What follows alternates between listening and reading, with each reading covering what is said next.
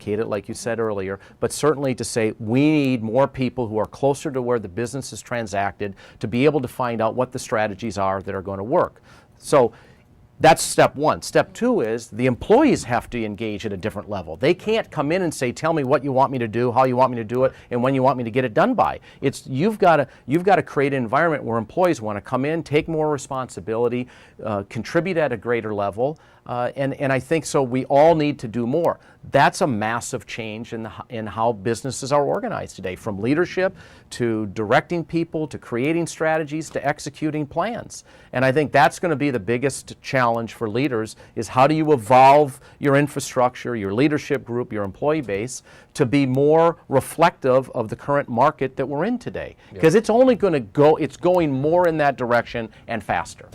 And I would just completely support what Mark said and make this point, which is I think intellectual agility is maybe the most valuable quality that organizations need, which is very different, which is exactly what Mark is saying. So it's about a kind of flexibility, and it's sort of the antithesis of we're doing a 10-year plan. Right. It's sort of the antithesis of a management structure that's encased in amber.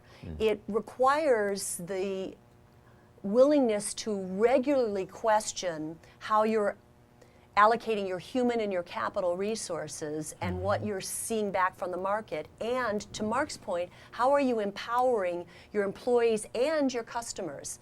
And that is a sea change. Yeah. And it's such a strong point, because doing what you're describing is difficult. Deciding that the plans you had, that the model that you worked so hard on, well, why would you want to give them up? But Geoff, it's deeper than that, honestly, because every middle manager, every director level person, every VP has worked their entire life to get to this point in their career, and now we're coming in to say everything that you've learned and developed is wrong.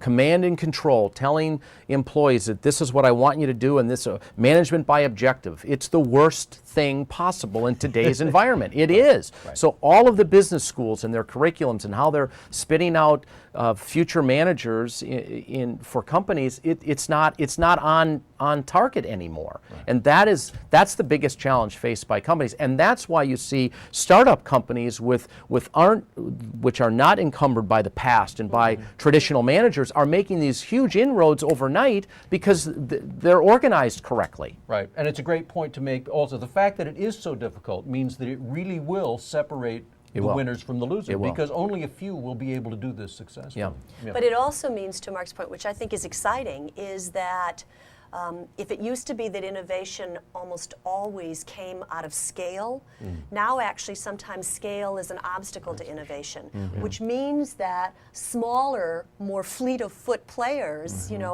Mark's company as he was describing it, or true startups, I mean, look how young Google is, can become major influential players in redefining industries, which, given our needs as a country and a planet for innovative job creation, should actually be a source of, excitement and opportunity for us. And optimism. And optimism. Next question comes from Sean. Looks like it's mostly for Mark, but could apply to Christie as well. Has outsourcing been part of your business strategy? If so, how? And would you say it's been successful? Well, yes, Sean, it has been. I'm not a big fan of it myself. I think everyone got into outsourcing, from the manufacturing of our parts to China, to marketing, to PR, to everything. And the reason that you do it is basically cost. I mean, you don't have to carry the burden of that overhead. The other positive to it is that hopefully you're outsourcing to people who specialize in that area. So there's a specialty that you're bringing into your organization.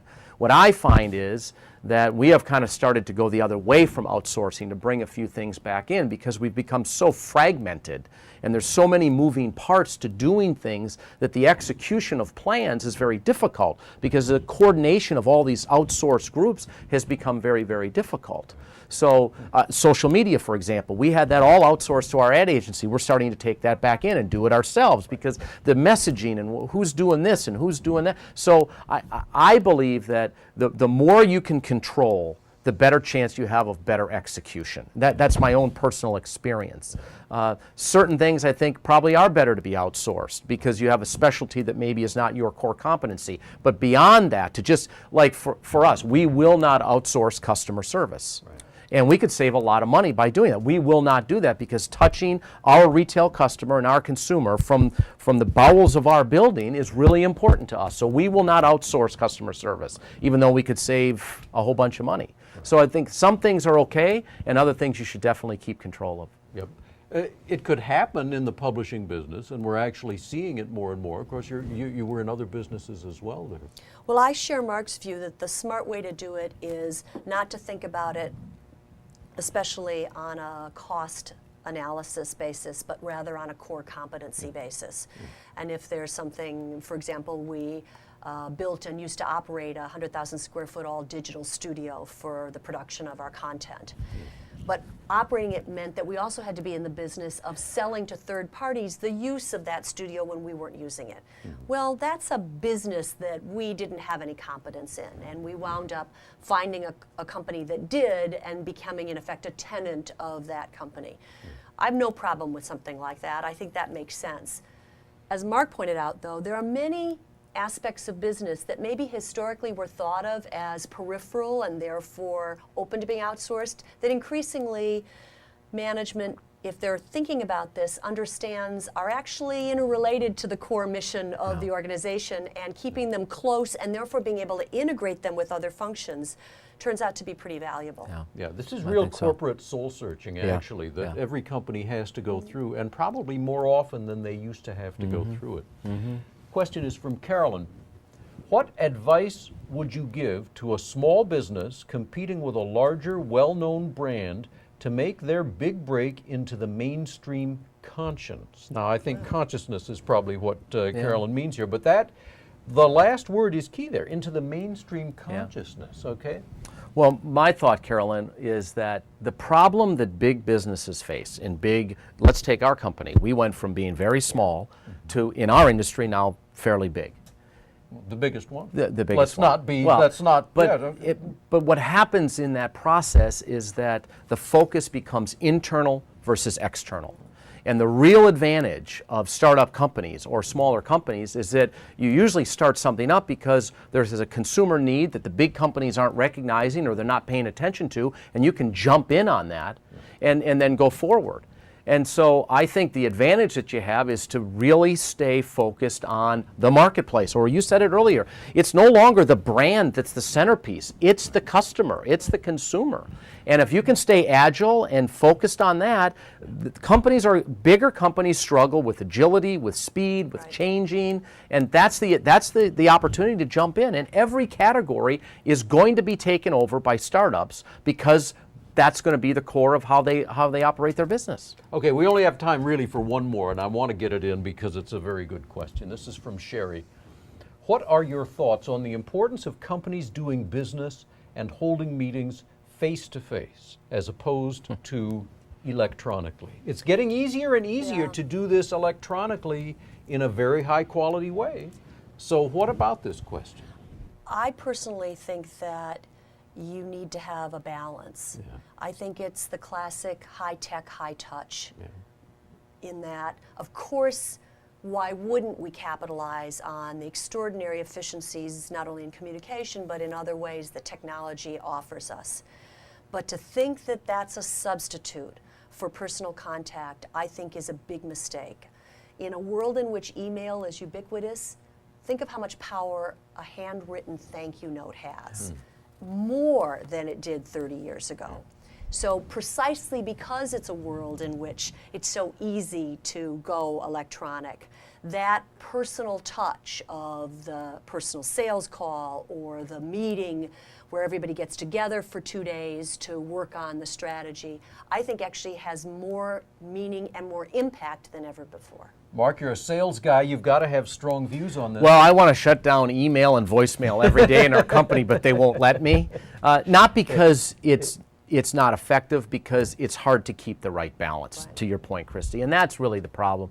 I'm an old-fashioned guy. I like to talk to people on the phone. I like to get in the airplane on a meeting. I like to sit across from somebody. I like to read their body language. I like to see how they're feeling. I like to talk to them at the coffee break and see, really, how are you feeling? Right. You lose all of that with this electronic. We report in. Our company is headquartered in San Diego, California, and we report into the headquarters in Germany for Adidas, and everything we do is electronic. And there's so much that's missed there. Right. That I just think you hit it right on the head. It's balance, but I don't think there will ever be a substitute for people sitting down face to face and touching one another at a deeper level than just words through some kind of electronic medium. We're practically out of time. 10 seconds, your advice to folks on getting through this tough period that we're in now, coming out stronger the other end. Well, sometimes the advice is to keep your head down. I think my advice would be keep your head up. Yeah. To stay really connected to holding on to the bigger picture and a little sense of perspective in terms of where we're going and what we'll be able to come out of, and therefore where the opportunities are. I would say that none of us know today where this is all going to settle in 3 to 5 years. Right. The one thing we know for sure is that when it settles, the people leading these categories will be different, and it's as much your opportunity to be that leader. So I would say not only keep your head up, but keep it looking forward and think about where are we going to go and how are we going to get there. Great note on which to end. I'm sorry we have to stop because it's been a tremendous discussion. Mark King, Christie Hefner, thank you very much. On behalf of all of us, we'd all love to see you sometime soon at an event or online. I'm Geoff Colvin. Thanks for watching.